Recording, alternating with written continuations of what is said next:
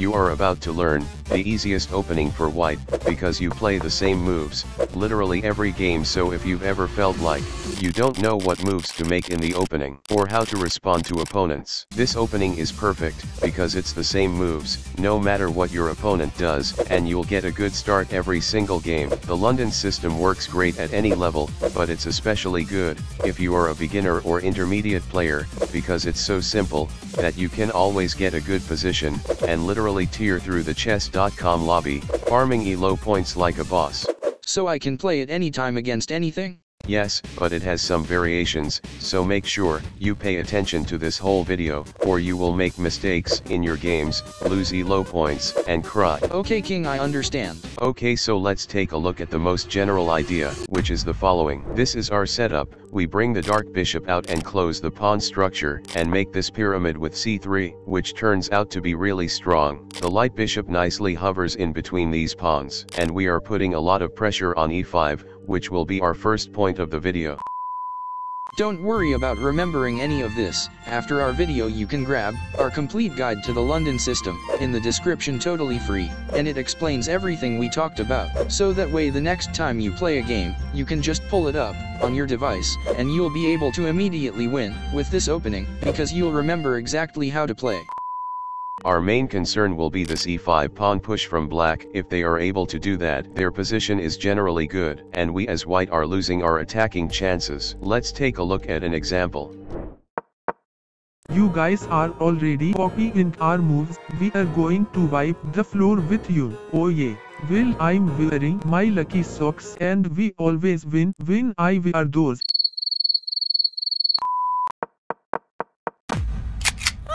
Oh no, he is attacking our bishop. If he kills it, once we kill back we lose our pawn structure. So let's pull the bishop back to g3, and if he takes there, we get the open h file for outrook. Your time has come, bishopy boy. See you in hell. There we go. So now we have this open h file, and we might even want to castle queenside and use the h rook for the attack. Now let's take a look at what happens if he doesn't take and castles instead. We will continue our development. Whenever you see knight c6, you know that now they can jump to b4 and attack our bishop. This is bad, so now we can play c3. Hello Black Knight, my king told me to tell you to go f yourself. Completing our pawn pyramid and blocking the b4 square. Okay, now do you remember what I said in the beginning? We do not want him to push e5. Queen to e7 supports this e5 push, so in order to stop it, our knight must jump in and block his pawn. Yeehaw. But I can get killed by his knight? If your knight gets killed by their knight, once you take back with the pawn you are forking his bishop and knight. If he took with the bishop, still our pawn is advancing and is protected, and we can support him with pawn f4, taking more space. So it's bad for black if they take. Okay, now that I am safe and castled, we have a really good position. You can attack with f4, making this knight super strong. The bishop is aiming at h7, and you can get in with your queen. Okay, so that's one version of how black can play. Now, if they try to play a setup like the King's Indian, we will switch up a tiny bit. This will usually not be the best option for black. Since black is being slow in the center, we will take the full center with e4 this time and not go for our pyramid. We are going for a fast attack because he is allowing us to women here to make a battery, and to put a lot of pressure on the h6 square, also making space for us to castle queenside. Oof, big mistake by black to castle, as now we will just launch the attack on the king's side. There's no way he is stopping it.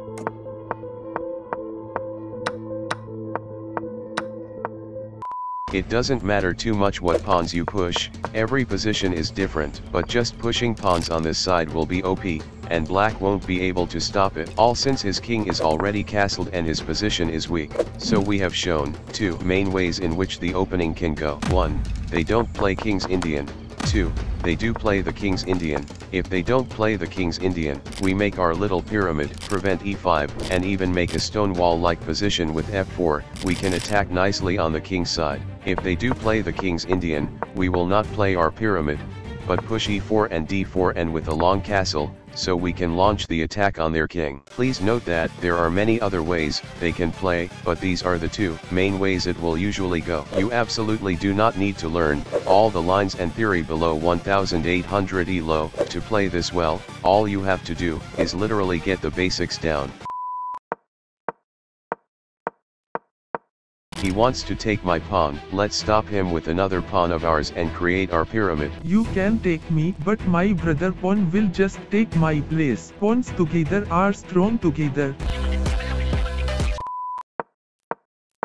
When they go bishop f5, I like to get my queen out to b3 because now the woman targets their b7 pawn, since it is no longer defended and she is active there. Don't worry, king, I will keep myself safe and weaken their defense. Oh fuck, okay woman, never mind, go back. At least he is creating some weak squares as he pushes his pawns, and now it's much harder for him to advance, so we got something good out from it. Castle time.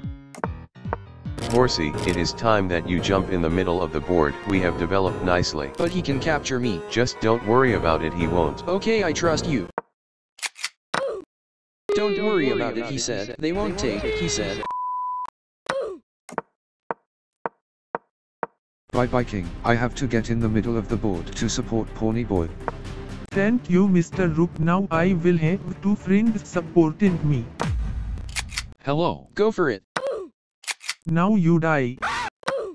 Okay guys, take a look at this. Since he took with the pawn, now he abandoned the pawns on the left, so we are going to attack them. Haha, now your pawn on c4 is isolated. Good luck defending him, lame out. Let's trade the women. No, escape my love. Bishop, hide over here, you will be safe. Pawn, it's time to attack. Push itty, push, push. Oh queen is under attack. Let's move the e3 pawn to block the attack. You can attack my bishop, but I can give you a checkity check first and your king has to come out to danger. Oh no. But I will just escape now.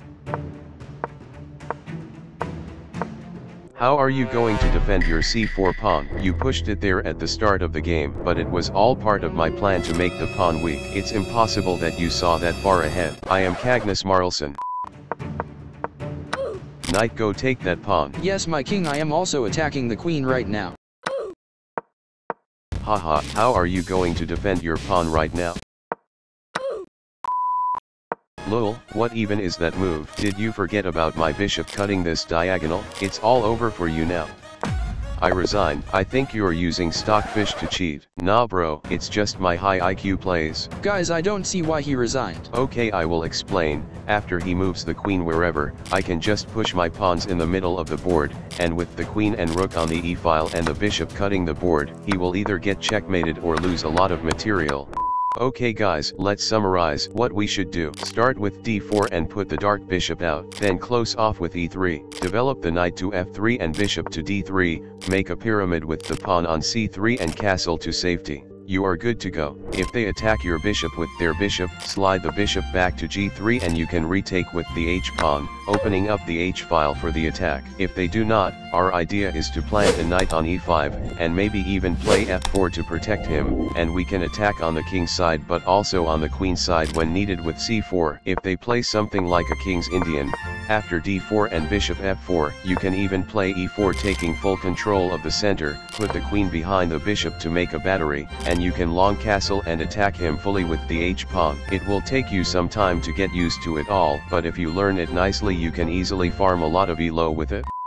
Man, someday I want to get really good at chess, but everyone thinks I'm bad because I'm just a pawn. Don't worry pawn, you're very valuable in this game, and if you want to get better at chess, I got you. If you want to level up at chess, and reach 1800 elo and beyond, you need to click the first link in the description, and join Top Chess Army. Imagine what it would be like to be unstoppable at chess, and win every game you play. Last month, we literally had 3 people Gain over 200 elo in under 30 days, which is madness and insane, and if you join now, you'll be next. Click the first link in the description, now to join Top Chess Army. Oh yeah, I will join in Top Chess Army. I always wanted to become a champion. So what are you waiting for? Join Top Chess Army now for Pawnee Boy.